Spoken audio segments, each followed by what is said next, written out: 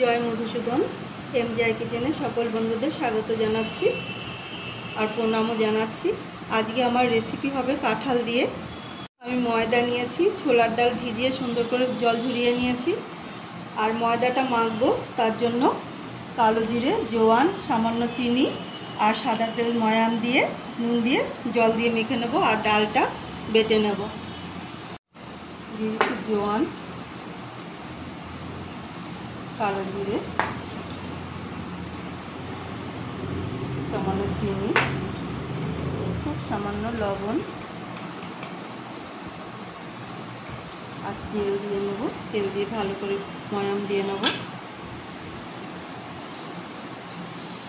অল্প অল্প জল দিয়ে ময়দাটা এবার মেখে নেব।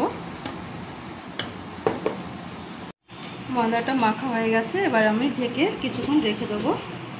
ব্লেন্ড করে নেব ছোলার ডালগুলো। দিয়ে দিচ্ছি সাদা তেল, তেলটা একটু গরম হতে দেবো। তেল গরম হয়ে গেছে, এবার ছোলার ডাল বাটাটা দিয়ে দিচ্ছি। এটা আমি তেলের সাথে মিশিয়ে নেবো ভালো করে। নাড়াচাড়ার পর দিয়ে দিচ্ছি লবণ, দিয়ে দিচ্ছি আদা বাটা, দিয়ে দিচ্ছি লঙ্কা বাটা। এটাও আমি নাড়াচাড়া করে ছোলার ডালের সাথে ভালো করে মিশিয়ে নেব। আদা আর লঙ্কার পেস্ট দিয়ে ভালো করে মিশিয়ে নেওয়ার পর এবার দিয়ে দিচ্ছি কাঁঠালের সস। এটা আমার আগের ভিডিওতে করা হয়ে আছে, দেখে নেবেন একটু।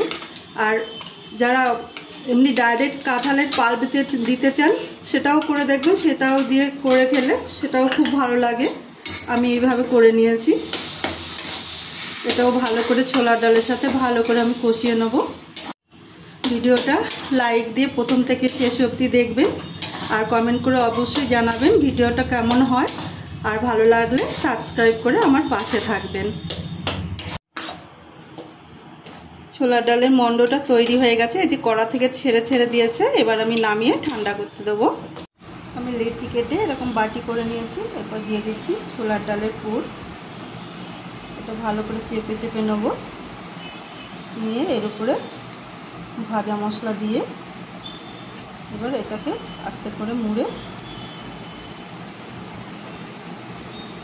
এরকম করে সব আমি মুড়ে রেখে দেবো। পরে এক এক করে বেলে নেব।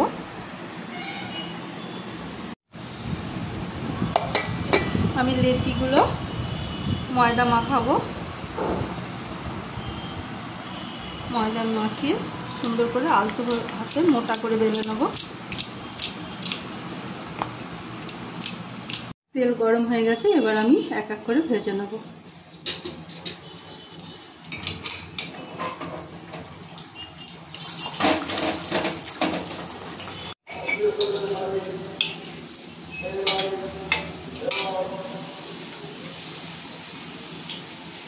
সাদা হয়ে উঠেছে, এবার আমি এটাকে উল্টে দেব।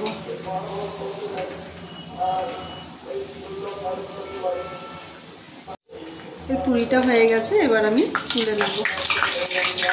পাকা কাঁঠাল দিয়ে এইভাবে পুরি করে দেখুন, খুব ভালো লাগবে। ভালো লাগলে লাইক, কমেন্ট আর সাবস্ক্রাইব করার অনুরোধ রইল।